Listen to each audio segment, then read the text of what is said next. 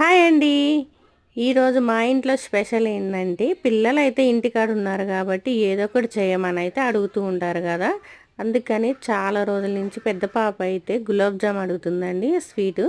అందుకని ఇవాళైతే గులాబ్ జామ్ చేశాను. ఎప్పుడు చేయమన్నా ఎందుకంటే పిల్లలు పొద్దున్నే వెళ్ళిపోతుంటారు మార్నింగ్ 8 కల్లా. మళ్ళీ ఎప్పుడో ఈవినింగ్ 4, 5కి వచ్చేస్తుంటారు. ఆ టైంలో చేసినా తినరు, వేస్ట్ అయిపోతుందని నేనైతే చేయలేదు. అయినా ఆ టైంలో మనకి కుదరదు కాబట్టి ఇవాళ ఇంటికాడ ఉన్నారు కాబట్టి చేసి పెట్టానండి. చాలా బాగుంది స్వీటు. అలాగే ఇంట్లో పాలకూర ఉందండి. పాలకూర మామూలుగా మనం కర్రీ కానీ ఏది కానీ చేసినా పిల్లలు అయితే తినరు కాబట్టి ఆకుకూరలు ఇలాగైతే చేసి పెట్టానండి.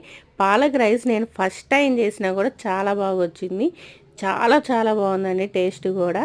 ఇక్కడైతే పెద్ద పాప అయితే గులాబ్ జామ్ తింటుంది. చాలా బాగుంది మమ్మీ అని చెప్తుంది. ఈ వీడియో కానీ మీకు నచ్చినట్టయితే లైక్ చేయండి, షేర్ చేయండి, సబ్స్క్రైబ్ చేసుకోండి.